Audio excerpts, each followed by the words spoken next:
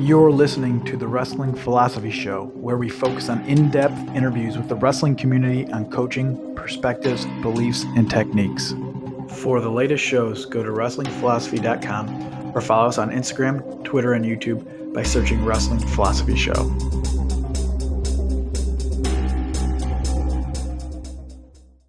Where are we meeting you at? Where are you at tonight? In the back room. Back room. I'm in the back room with all the laundry. All the Barbarian apparel and flannels are on the couch here getting ready to get put back up in my room. Do you get like step over it? So is that your like home office that you're at, or what? Your home desk? Yeah, it's like like there's a desk back here with like my degrees on it. Oh wow. One of my MacBooks. Airdyne I haven't used in a couple months. You used to get after it, right, on that thing? Yeah. Oh yeah, I like the Airdyne. When my wife jumps on the Airdyne, she kills it, dude. Oh, and my wife's got like freak genetics. So she looks at the Airdyne and loses 5 pounds. She'd lap us both on that thing, right? Yeah, she's kind of a hammer on the Airdyne. But yeah, I mean, yeah, it's just a back room. It's in between the house and the 3-car garage. The garage, yeah. Okay, yeah, I know what room you're talking about. I know. Yeah, it's like a not like a bonus room, but it's like an extra room. It would be like a room you could easily turn into like a mother-in-law suite or something. Right. No, it is nice, awesome space, especially with all that Barbarian gear. You know, place to put it. Dude, he sends me so much stuff. He sent me a really cool shipment out to Washington. Him and Guy sent me, Gus, but Guy, as you know. Right. Oh, man. Gus sent like over 100 bars of original and then like 500 of the individual wipes because they have to go to the individual wipes now. And it's like crazy. You know, these are antiques, by the way, Jared. Can't get them. They cannot get these anymore because like Procter & Gamble or Clorox, whoever, bought all the containers that are like this. Jeez. So he was sitting on a ton. He was sitting on a ton back in March too. So, I mean, I guess it's a good problem but you can't get it. Pandemic, right? So question, have you been to, or when are you going to Barbarian's new facility? That one's tough because it's easy to do the fence soap one because it's in between here and my mom and dad. So dude, it's like by you and 15 miles down the road, I think. Yeah, for you guys. So that one's an easy to get to. You got to understand that's 9 hours of driving for me. That's to true. do Josh's facility. Right. That is. You know what I mean? Like, I think it's like 6 hours of driving for you, but it's 9 hours of driving for me. It's about 4.5 hours. Yeah. So that's a good question. I want to get there, but man, it just. Wait till he's all set up, right? I don't know. I don't have an answer for you. Okay, I just didn't know if worked something out, but yeah, that's a day and then some.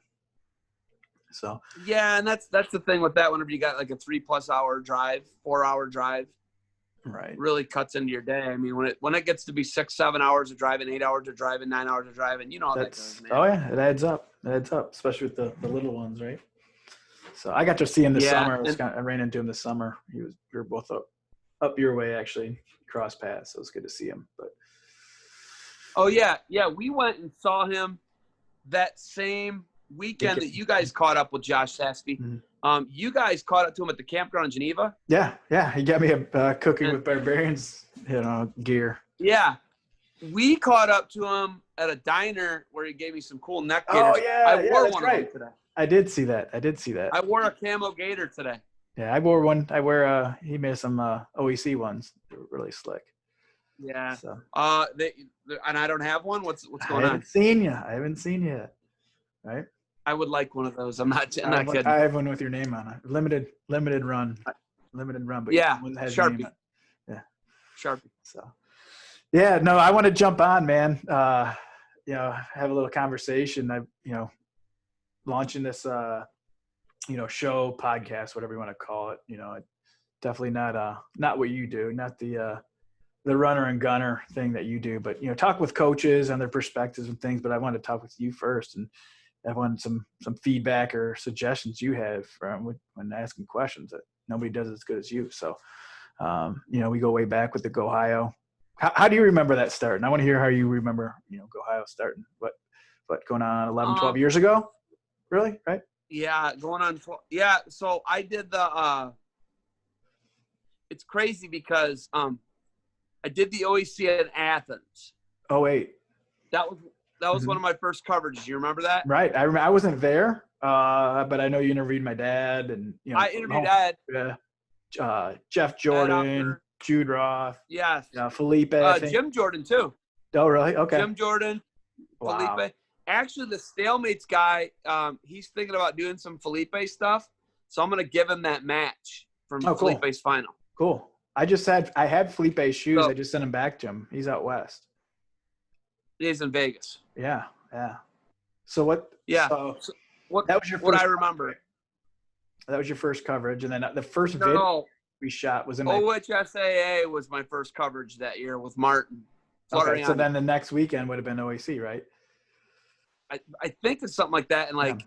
I think that dude was just like, hey, yeah, whatever you can get, cool, get it. And he was like, I think he understood the significance of Ohio wrestling and obviously capturing it. And then he knew what events drew, right? Mm-hmm. If you're not an idiot, you know that Iron Man draws, you know that Jersey states draw, PA, Ohio, California state tournaments all draw. Mm-hmm. If you want to break into the video market like he did, and he did it guerrilla style, those are if you could choose like 5 events, those are the events to go to. I just said all 4 of those states, you know, and then obviously like Ironman. Right? Mm-hmm. And then your guys' tournament, if you look at it, your tournament is just so the OEC from junior high, and then, you know, obviously you develop the grade school state. Getting involved in that stuff, you know what I mean? Like it was some of my first coverages I ever did. One of my first 2 coverages was OAC in Athens, right? Yeah. And attaching to Martin was it was really an experience, and it's awesome. And when you meet driven people who are insane. Oh, he's super passionate, right? Super passionate. And there's no snake oil. I don't feel like it's snake oil when he sells it to you, right? Mm-hmm. And obviously, if you looked at how the growth of Flow Wrestling, being in on the ground level is like pretty amazing, right? Wow. And then they were starting to, and then what's that? You were doing a lot. You brought a lot of videos to that platform. Yeah, definitely. And then what's crazy to think, like I had a full-time job and I was doing that. You know what I mean? Mm-hmm. Like travel weekend to weekend. I'd travel, you know, Friday night to Sunday.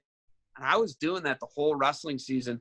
We're talking like starting 2009 through all the way almost like kind of dwindling up to last year, right? Last year I did a lot less. You know, I would only do 4 or 5 weekends last year, right? And then when I sprinkle in the OEC events, you know, those are full weekends. Oh, yeah. I mean, you're going from NCAAs to there usually, right? I mean, it's a full, long weekend. Yeah.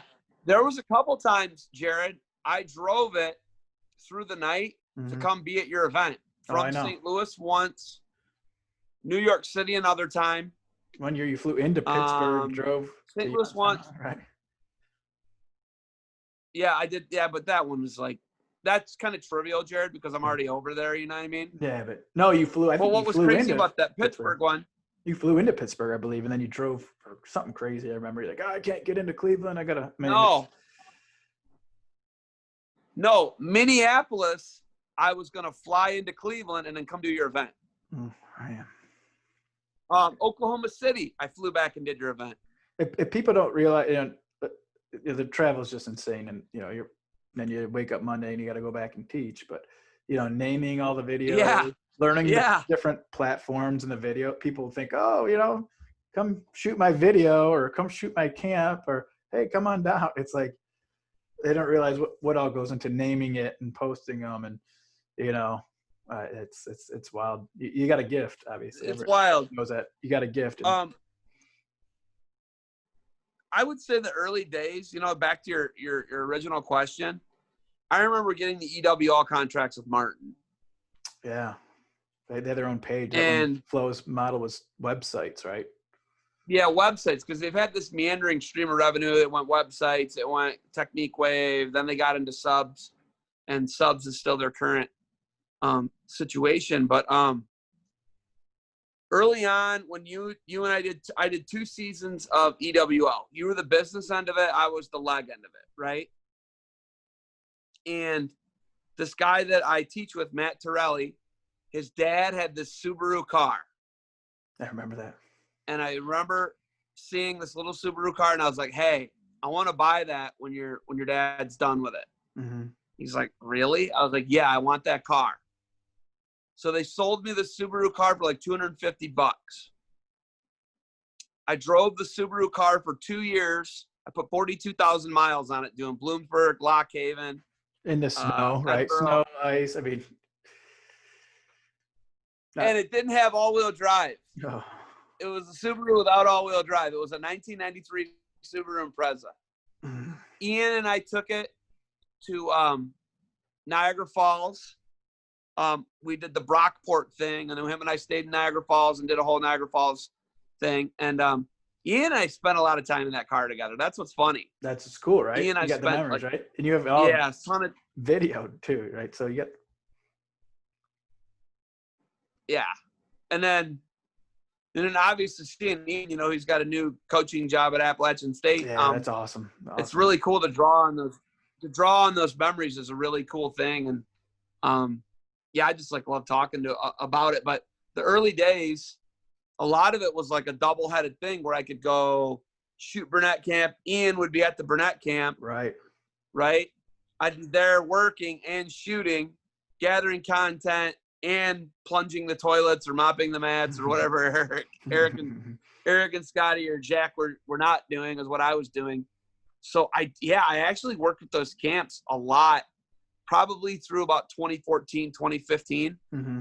And then I was, kind of totally switched over to wrestling. But the early days, man, I would have never got started into it had you not created the LLC for Go Highcast. Well, you did and really guided me to the. Yeah, you did all the work, but I didn't. Yeah, you did the business end of it. Like yeah, but you need that. You need that. Like, even just talking to the Stalemates guy, he's got a business partner that's from like Denver. Mm-hmm. That guy wants to create content. Yeah, I was never the. You got to have somebody creating content. Right. That would be the biggest thing I learned from Martin. Martin was just like, hey man, content. You got to make content. You got to shoot content to have it. Mm-hmm. And that's the biggest thing. Like, I would shoot stuff. Tig Moore would be like, why are you taking a video of our dining hall at Clarion? Why are you taking a video of this? And Zeb, you don't need a video of that. Like, why? I'm like, well, if I don't shoot it, I don't have it. Right. If I shoot it, delete it. Right. I have it. Right. Yeah. And that's the thing. Like, a lot of people don't understand. I shoot so much stuff. Andrew Spey, we were in a restaurant in Pittsburgh, and I got these people going. It was in Pittsburgh, and I'm shooting a video and just doing what I do. And Andrew Spey's like, dude, do you know who Spey is? He's awesome. Yeah. He's got Spey Stupid podcast. He's really funny. He went to the school that Shearer coaches at. Oh yeah, Washington Lee. He went to Washington and Lee. Wow. He's a really smart guy. Anyhow, he's like, dude, how much footage do you have? And Jared, what do you say to that? It's in the, dude, I couldn't even, it's 30, 40, 50 terabytes. I bet it's more than that. I still have some of your original, you'd back it up, and I still have the hard drives in my basement. I still have the original 2010, 2011 stuff. Obviously, started before that, but some of that stuff you're like, here's the backup of this stuff. Just so there's another backup of it. And so, I think it's 3 or 4 hard drives just, from back then. I can't imagine, we're talking, going on 13, 14 years of stuff. I bet it's more than that terabytes. It's crazy, man. It's crazy. And then, looking at your guys' organization, OAC, man, my family just has such a an intense past with it, right? All my nephews have wrestled in it. Yeah, right. I came across that video of Ian a couple weeks ago. Him and Skinesny, right? No, it's him and Kramer. Well, would he wrestle Skinesny? Wow. It was a picture of him and Luke Kramer. The picture. Yes, it was when you guys had Cleveland it at when you learned a really good lesson in Cleveland. Yeah, that was before my day. Yeah, but you know what I mean? But that's I think about the Steubenville days, right? Remember the Steubenville? It was at that like indoor arena. Yeah. I think Yeah, they tore that down. 07. Right. 06, 07, I want to say that one was. Yeah, 06 for that one, and then 07 was at the Wilstein. But like in those days, I would go out west, and I bought this camera. Every summer, you'd go out west. Every summer, I'd go out west with John Watkins, and I would shoot this camera. It was a digital camera, and it shot like the little VHS tapes. Mm-hmm. I still have all of those. My brother Tate and I flew to Denver, rented a car. This is like April. Wow. Rented a car in Denver and drove it to Portland, and then flew back from Portland. We did that in 7 days. Tate and I did that. Jeez. It was like 2005. And I have all the videos from everything is the point. Like I was shooting video before I shot stuff. One of the guys we worked with at Pitt, his name was Paul Klazak. He was the deputy athletic director for wrestling. I saw him at the ACCs this past year, right? And he was talking to people like, hey, you can't be on the floor. You can't be on the floor. Hey, you don't have the right pass. And then he saw me and he's like, dude, you've been doing this before everybody started doing this. He didn't kick you out then, did he? No, he let me sit there and shoot. Right. I shot every match. Right. I shot every match. And he goes, you've been doing this before. This was the thing to do for everybody. Right. And I was like, dude, that's an awesome compliment. Thank you so much. And I saw him, he was at the 2019 NCAAs, and he was like, what's up? How you doing, man? That's cool. That guy, you don't have to be nice to me. You know what I mean? You don't have to be nice to me. That guy don't know me anything. Go tell you to kick rocks or something, right? No, yeah, he can be like, and that's the thing. Like, people don't have to give me interviews. People don't have to talk to me. Right. That's like, what's super awesome about it is like, Jordan Burroughs and Kyle Snyder will talk to me. That's cool. I like that. Most of the coaches will talk to you. They don't owe me nothing, man. They don't owe me nothing. No. But I try and be diligent about it. I try and be honest with them. And I try and see what I observe. And I have a mind that's geared like a wrestler, I'd like to think. And I think that that's what a lot of people appreciate whenever they like look at any of the content I do. Well, I think you're a wrestler and you got that teaching background too. So you know how to, grab people's attention, right? It's probably one of the hardest things people have to do, teach high school, right? Teach kids, right? So you have a way to make the content exciting and grab people's attention. And your memory, I don't know how you shoot your memory of wrestling. I mean, not many people have the memory nor the connections you have. So I'm trying to, this video here, I'm trying to learn how I can do good interviews. That's what I'm trying to do. I want to interview coaches on their background and everything and figure out, what I can learn from you while launching this thing. So listen, there's you always got to set a generic questions. My thing is what's really tough for me, the toughest interviews are the interviews where you're coming up, you're pulling up, and maybe you didn't see what happened. Mm-hmm. That sucks. That's the hardest thing to do. That's like driving with no lights on in the dark. And it almost feels like it's dangerous sometimes because I think that people can get offended if they're like, well, you didn't even watch what I did. It's like Kyle Pinal. What about Mako? Was he offended? Well, no, I was on the floor. I saw all that. No, I know, but I'm saying he's offended, but he could tell you something else. It was intense. It was intense, right? It was intense. So anyhow, I was on the floor, and I caught the tail end of Darian Cruz taking down Thomas Gilman. Okay. Well, then of course, it's really weird when you walk up to interview Coach Tom Brands because it's real weird because it's almost like people are afraid to ask him questions. Right. Right. And I only caught dude, Cruz did this crazy takedown on the edge. Okay. And I don't think Gilman chose bottom. I think that was another part of it. In hindsight, looking at the match, I'd have to go back and watch the match. Well, I caught the big highlights of the match. So I started asking Brands questions like, hey, where'd you guys go wrong here? Why'd you lose this match?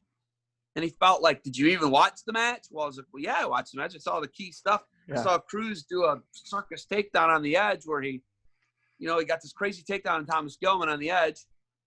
And I felt like Tom Brands didn't feel like I watched and I wasn't doing my homework. And that one took me back a little bit because normally I do my homework, right? Right. But dude, you'll have guys run out and then I'll catch it I'll catch a replay of what happened. But it's not the full thing. So you're going in with, a not snippet, the full right? thing, but I'm seeing what's happening. Do you understand what I'm saying? Right. Oh yeah. So your headlights are kind of. I have context. Yeah. So let me tell you, I missed Canal pinning Colin Moore that first time. Oh jeez. And listen, I got zero regrets about it. Do you want to know who I was interviewing? Who are you interviewing? Dominic Abinator. So and no regrets because you missed it because you're interviewing him. Yeah, and the dude had this just 5-year struggle, and he finally becomes an All-American. Right. As we're talking, there's this huge roar. And we're like, oh, what happened? So then I get done talking to Dom, and I catch Canal coming out of the tunnel, and I see that he crunches him over and pins him. And, what he did in the first period, right? It's like, and he was squeezing him, and he just kept, dude, he did it to him a couple times. He just kept forcing him over. Yeah, he just kept, and then he beat him for the third and fourth match, right? But not seeing stuff like that live, that sucks. That hurts. But at the same time, I'm interviewing Dominic Abinator after he finally breaks down. You can't do it all in his hometown. You can't do it all, right? Yeah, you just can't do it all, and that's the big thing. Like, sometimes you can't see what they're doing, man. And the way the NCAA sets it up, and the way like Bader and I started tandeming interviews for quarterfinal winners, and then for placement match winners. And dude, like a lot of those are really hard because some of those you're back in the back and you don't even have access to it. Your head on a swivel, right? The guys are like, walking Alec Pantaleo just took, Pantaleo just took third. Miles Martin just took third, but it's hard to like digest that Miles Martin kicked the crap out of whoever for third and fourth. And then I think Pantaleo beat like Hayden Hiley, right? Mm-hmm. And you can't catch all the matches. And there's third, fifth, seventh. And every guy to me, man, I want to talk to the 8th place guy. I want to talk to the 3rd place guy. You know that. I want to talk to every guy. Yeah. But it's just not humanly possible. Right. It's not humanly possible. But, dude, yeah, like some of the interviews and some of the opportunistic stuff is being opportunistic and asking all the questions you can ask, I think is the biggest thing. There's no stupid questions. Who's your favorite? You got a huge database of interviews. What was your all-time favorite if you had to pick one?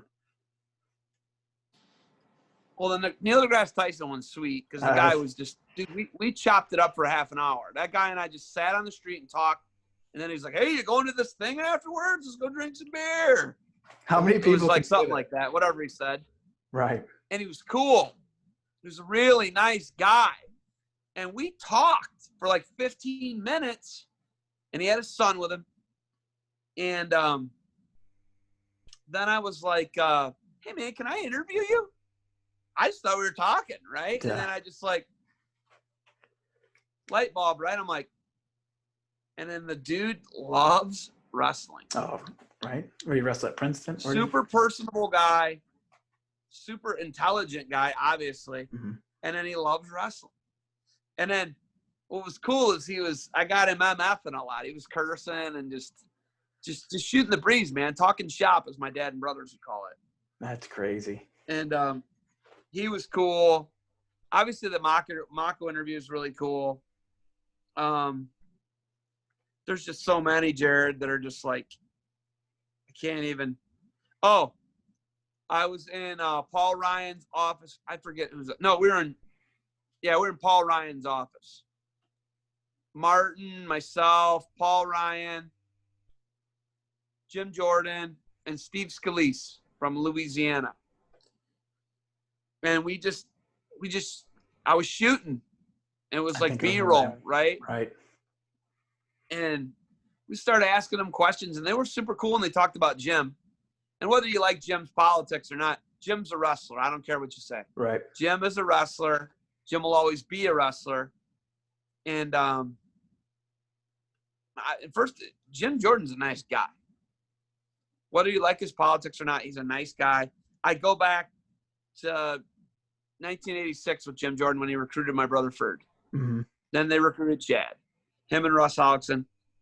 And say what you want to about him, but the guy is a nice guy, right? Politics aside, super nice, personable guy, Jim Jordan.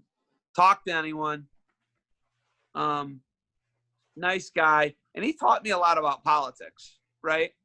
I don't vote Republican. Was that about 2012? Right? Was that 2012 you went down there? 13 or 14, maybe. Okay. And but that's one of your favorites too? Yeah, I have to go. That was one of your favorites too, though. What were you doing down there with Martin? Yeah, I got a bunch of B-roll on it. Kind of foggy. What were you were down there with Martin. Why were you down there? I forget. Martin was like, hey, why don't you come to D.C. with me? He hooked up with Jim at NCAA and was like, hey, why don't you come to D.C. with me and help me do this thing on Jim? And I was like, okay. So it's just like Jim and I talking a bunch. And then it was before they were hiring shooters. Gotcha. So he was still doing the content. So Martin was essentially the shooter, and I was asking all the questions. Gotcha. So and it was cool. That was cool. And then we got to see we got to go back in the chambers and do all the stuff with him. It was awesome. That's very and his aide was like, Jim's giving you way more access than he gives anybody else. And it's like because we're wrestlers. Right. And in the current political climate, people shut this off because I'm talking about Jim Jordan. Right. See, I've never voted for Jim Jordan. But I never voted for Jim Jordan. You're a wrestler at heart, it's. I don't care. I don't care. The politics of it, I don't care. I don't care if he's a right-wing nut job, a lefty loony. None of that matters to me. Right.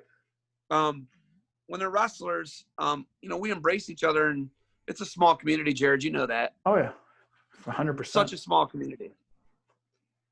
Right. And if somebody does bad business in the wrestling community, you usually hear about it pretty quick too. Oh, real quick. Really quick, right? Yeah. No, that's that's a fact.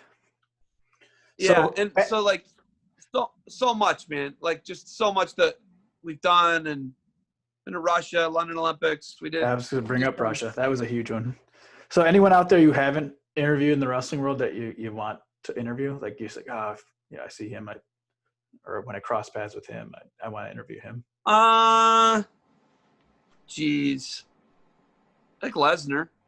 Okay. Yeah. Lesnar. I think Lesnar would be cool to talk to. What's the first thing you'd ask him? I just ask him about humble beginnings and going from, junior college to Minnesota. My thing is I don't really know a lot of his wrestling history and the UFC stuff. I care about like, hey man, what was the transition like from whatever, Bismarck junior college, whatever junior college you went to Minnesota and J-Rob. What was that like? And he made such an immediate impact. I mean, think about it. Everywhere. We're still talking about him today. Right. The fight that everybody wants in MMA, whether it's Stipe, John Jones, who do they all want to fight? Right. Who's he could walk in. Money fight? Right. They want Lesnar. He's a draw, right? He's a freak. He's like the ultimate draw. I think he's got to work like 20 dates a year for WWE and Vince McMahon. Yeah, that would be cool. And I think like his big thing is I don't think he does a ton of press. But I think that's the big thing. When you're a wrestler and you start talking to these guys and they figure out you're a wrestler, or they look at you and they can see they dig it. Right. They dig it. It shifts, right? The whole demeanor shifts. Yeah, it really shifts. It's awesome. When they figure that out or they know you already, that's like because you got credibility with them. You get it, right? And they probably realize you've had some of the same struggles they've had, or you've cut weight, or hey, your ears are mangled, so are mine. You know what I mean? Like there's kind of like that struggle. brotherhood about it. Right. It's kind of like the armed services, right? I mean, you've been through it, right? Yeah, you've been through the struggle together and you understand it. But Lesnar, I think, is like that. You're one. That was like, that would be one. But you know, you never know with him. And I think he's just such a closed up guy, and he lives up in Canada, and it's not on accident that he lives up in Canada. Right. Right. So, question for you. You know, I've gotten a note from coaching, gotten a note, Coach Bergman over the years, George Bergman. You know, what do you take away from, you know, wrestling for him and being close with his family? You know, how do you sum him up? He's a pretty unique guy, and you know, the podcast show, whatever you want to call it, want to do is, you know, kind of focus on that. You know, what coaching, you know, perspectives, and what we can learn from each other as coaches. What, you know, George Bergman in a nutshell. George Bergman in a nutshell. Obviously that family's just done so much for my family. We left Genoa, moved across the street. All right, we talked about this last time, right? But 2-3 months ago we talked about this, right? Yeah. My brothers wrestled for Joe, George's older brother, Bob's dad, Bob, who's the coach of Genoa. And you know, that changed our family's life, right? Like the trajectory of where we're going or whatever. Because those guys are just consistent. Everything about the Bergmans is consistent. Everything is like my dad and my brother Tate and my brother Ferd tend to be like knee-jerk guys. Big knee-jerk guys. Got tempers, they're knee-jerk guys. When you got guys like the Bergmans are right here, man. Is that why you think, you know, the Millers and Bergmans, you know, obviously a strong backbone to Oak Harbor wrestling, they kind of complement each other? Is that, you know, why it works out so well? I think that's a big part of it. And then the biggest thing is there's no mincing of words with either group. Yeah, okay. You know where you stand at all the time. Well, it's funny, you know, not to get off track, but that's kind of what, you know, not many people know, but my recruiting trip to Kent was with you. And I think that's what kind of drew it in. You didn't mince anything. You know, when you go on recruiting trips, you can kind of tell, okay, they're telling you what you want to hear. When I went there, you're like, this is what it is. This is the good, this is the bad. And it kind of, you know, to me, like kind of, you know, okay, you know, I know what I'm getting into here. You know, yeah. And I guess that was a big part of it when I, you know, followed you on the recruiting trip. And Kent is what it is, man. Kent is what it is. It's a mid-major school. No. It's an awesome college town. Going back to George though, what you know, one. Yeah, I'm coming back. Okay, back. Go ahead. All right. George is brutally honest. Joe's brutally honest. Jim's brutally honest. I don't think there's not a Bergman that's brutally honest. And dude, when you used to work with them, they would work beside you. George still rides the bike or lifts while the dudes are working out. Oh yeah, he's a mutant. He is. So it's like crazy because Aldo and Mary. What is the mom's name? I can't think. It's not Mary because Joe's wife's Mary. She might be Mary too. I can't remember. But Aldo is George's dad. Aldo's a Naval Academy grad. I want to say Aldo was in, dude, I think Aldo was at Pearl Harbor. Wow. They were at Pearl Harbor, dude.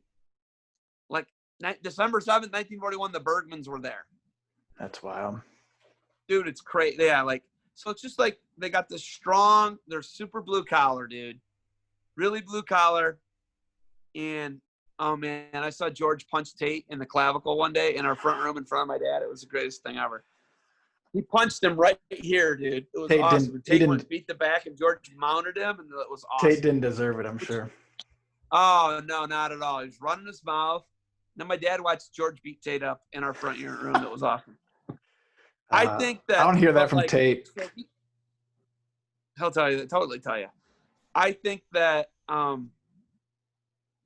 we're on the same wavelength in that sense, right? Like, I think a lot of people think that they are immune to the laws of physics. What goes up must come down. You run your mouth, you might get punched in the face, right? Mm-hmm. Right? With the Bergmans, there's no. They don't care, right? Dude, John Bergman hit me in the face with a weed whacker one day and then started smacking me. I didn't do anything. I literally wasn't even being a smart ass or anything. And he hit me with this weed whacker in the face. Hey, John, what's going on? I'm walking to my car. We just worked all day, laying blacktop. Wow. What'd Tom say to that? Sealer, whatever we're doing. If you're gonna be dumb, gotta be tough. What do you say? John Bergman was whacking weeds, and I'm like, John, what's going on? How you doing, whacking weeds? Oh, yeah, I'm whacking weeds. And he hit me in the face with the weed whacker. He threw it at me. And then he, like, smacked me a bunch of times in the face. Finally, I, like, passed him off me, and I pushed him away. I'm like, what are you doing, man? And obviously he was having a bad day or something. Probably one of his brothers was, like, ripping on him or whatever. But, like, yeah, like, I don't think the Bergmans are afraid to beat the Millers up. I like that. I think that's a big part of their relationship. But like even now, I think Wyatt, my nephew Wyatt, and Paul Bergman have a pretty strong relationship. That's good. And then George, obviously, and Wyatt have a pretty good relationship.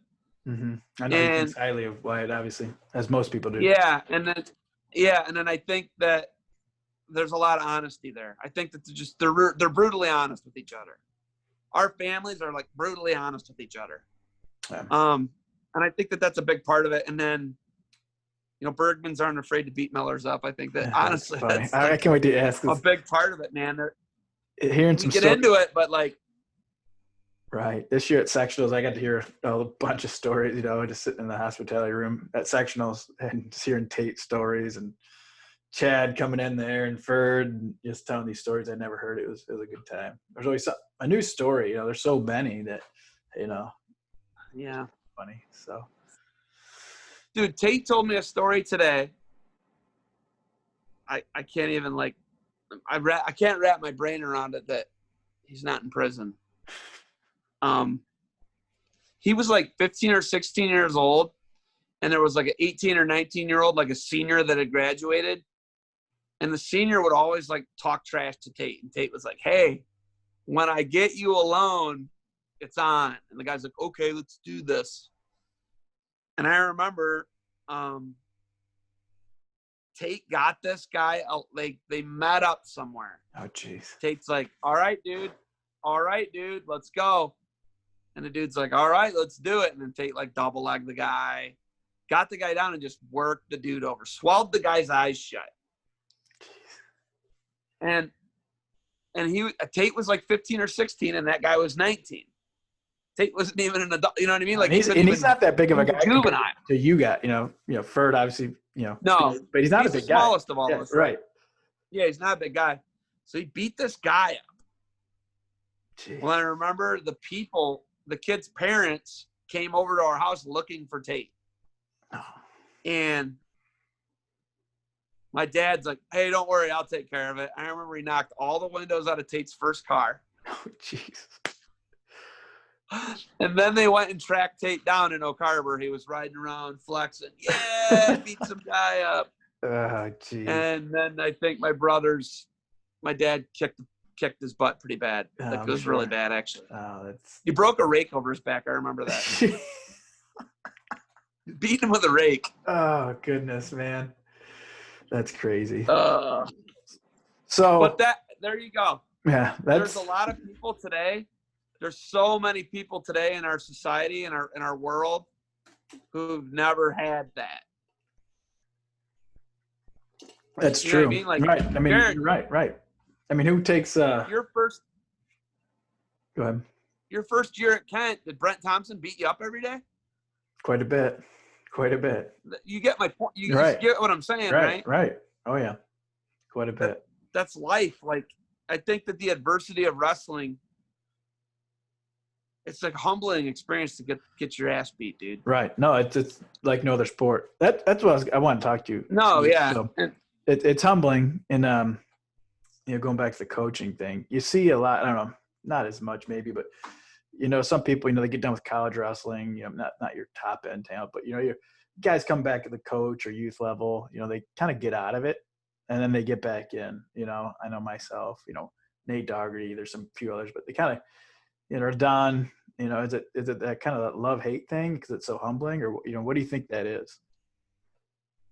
I think that after like a D1 career, obviously, like a lot of your upper level D2s and to a degree, some of these even D3s now. And NAI's even got programs. Mm-hmm. I think it's like such a job. And see that, and I told my students this today or someday this week. And I was like, hey, I wrestled 5 years in college. And in my 5th year, I blew my knee out. I blew my ankle out. I didn't want to wrestle anymore. And I remember, like, I had a bad tournament in Reno. Frank Romano went insane on me. And we flew back, and it just sucked, dude. It just sucked. I went like 2-2 in Reno. Blew my knee out. I was cutting a bunch of weight. I was just trying to finish my degree up. Drew and Lensman almost missed the flight, didn't they? The Reno.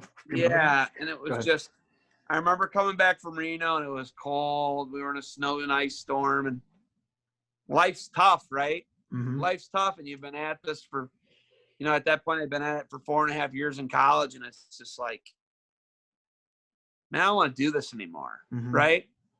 But you got to rethink your purpose. And I remember Mark Lensman, he was like, started like almost crying. Mark Lensman's like, dude, you're the only reason I've stuck with this. Why, if you quit, why did I even do this? Right. And it was like, sick, when Mark Lensman said that, that was really sobering to me. When Mark Lensman's like, dude, I've never even started here. Guilted you right back into it, right? You know, I've lived with you every year. Now you're just going to quit? And I was like, you know, and I just went back, and I remember I lived in this little tiny room on Sherman Street. Mm-hmm. And it was the old pantry. And I lived in a pantry, and it was only 6.5 feet wide, but it was like long and narrow. It was a pantry, and I could almost wingspan it. Like my tips of my fingers almost touched each wall. And I remember I went back there, and I was behind in one of my education classes, and I had to stay the whole winter break and just get caught up in this class. And I remember sitting in this back room. Knees hurt, everything hurt. I think I had a cauliflower ear that was blown up. You blew was it the same knee or the other knee in high school, right? Yeah, I blew the same knee. Okay. And I remember just sitting there thinking, like, man, this sucks, but it's over in 3 months. Right. And I think that's the biggest thing that young people need to think about today whenever they're going to quit something or they don't want to do something. Time is fleeting. Oh, yeah. Time is fleeting, man. It's poof. When you have kids, you really find that out, don't you, right. Jared? You really find out. Kind of want to do this and, you know, reconnect with a lot of these coaches. And, you know, and thoughts that kind of, it's like, you know, how many people want to be in that position that we were in, you know, D1 athletes. And at times you're like, man, I don't want to do this. Like, that's the only thing that kept me going. You know, obviously my brother's there too, but, you know, I I'm so guilty. I was like, how many people want to be in this position? You know, the days I wanted to quit, it's like, you know, there's a lot of people that would want to wrestle D1, I'm sure, you know, so here you are, you have it, you know. Yeah. You know, be careful what you wish for, huh? Right. And that was the other thing about George Bergman. Our Kent State workouts, it was not right. Maybe the workout partners obviously were better, but I had Pat Kenya as a workout partner. My brother, I just saw him last week. I saw Pat last week. So my thing is, I had really good workout partners at Oak Harbor, right? Oh, heck yeah. So the quality of workout partners didn't like. Well, and you're used to your brothers beating up on you, right? Yeah. Yeah, and that was the other thing. Like, when you come out of a good program, I guess the point is, right? They do 3 days a week, morning lifts, 6 a.m. at Oak Harbor. You do 60 sprints before each practice, 2 to 3 days a week. You drill 40 minutes a day. You do more drilling than any live you'll ever do. It's not hard to transition. Like George Bergman it is a Division I college program. You can transition to any of these programs. Right. And that's why the dudes aren't that good that they have. I'm not going to lie to you. But you always got to be, you know, they're going to come at you hard in the third period. Right. And Georgetown plays we're losing a lot, you know, and you know, like, you know, they're junior high, you know, but next thing you know, they're all studs, you know. I remember sitting at a city meeting, I think Wyatt's freshman year, and they had a bunch of studs on the team. And it's first term of the year, and, you know, Wyatt's not seeded. You know, obviously he's a freshman. It's first term of the year. And, you know, he's the best guy we got on the team. That's what he said. And he's not lying. He knew his potential, but no one knew who Wyatt Miller was. I never was like, look at this kid isn't even wrestle you. How's he your best kid on your team? And obviously they're loaded with talent. It's kind of, but he's a worker. That kid's a worker. Oh yeah, right. I remember going up to the firehouse, for a year, before, for a while there, I talked to Tate and Chad more than you. So I was, taking kids up to the firehouse, helping them get that going. But, seeing those guys, I remember him and Thorpe and a bunch of those kids when they're little, and then next thing you know, they're, state champs. Pretty wild. Pretty cool. Well, it's crazy because, then you got the Kramer brothers, right? Right. I mean, if you look, they got a really good tradition. And, they weren't – the biggest thing with them, Jared, is they weren't D3 all those years. Right. And now they are. I think we'd be talking a little differently about them right now. They'd probably have at least a title, right? Mm-hmm. Mm-hmm. 2008, right. They probably would have been – they could have been team champs in 2008. Right. So we'd be talking differently about, it's a really good program, but now they're in the right division. They're in Division 3. Right. It's how big the school is. Right. And, I'm proud of that. And, it's like you come from a place where how many, what do you guys got? 5 team titles, 4 team titles? How many team titles do you have? 7 of the individual. 7. That's amazing. Yeah. They ran, I think, 5 in a row. That's amazing. Right. Yeah. That's incredible. I think that if Oak Harbor's D3, maybe they slide in as runner-up in one of those spots, right? Right. They've had some pretty good teams, and obviously they've had individuals. They've had multiple guys in the NCAA finals, right? Multiple D1 All-Americans, an NCAA champion D2 with Kramer. So they're doing something. George Bergman's doing something right. He's consistent. Right. He's long blown out answer. George Bergman is consistent. Right. George Bergman doesn't miss weightlifting. I was looking for. Right. George Bergman doesn't miss weightlifting. He never misses a practice. George Bergman is like Father Time. He's undefeated. Yeah. He shows up to everything. He doesn't miss anything. He's consistent. He's honest. Is he dry? Yeah, he's super dry. He's super dry. No, he's pretty funny. It's seen me. He's hilarious. Pretty funny. Him and Crabtree. But George Bergman's consistent. He's probably all these other people are, they're thinking about like, hey, let's go take a lake vacation, or hey, we take 2 weeks off in the summer and we go. He does not do that. George Bergman lives it. He lives going and doing all the wrestling stuff. He's into it. He's all in. George Bergman's all in. He's consistent. Thanks for joining us on episode 3. Sorry for the abrupt end. We had some technical issues, but we'll have Zeb again on soon. Be sure to follow us on Spotify, Twitter, YouTube, and Instagram.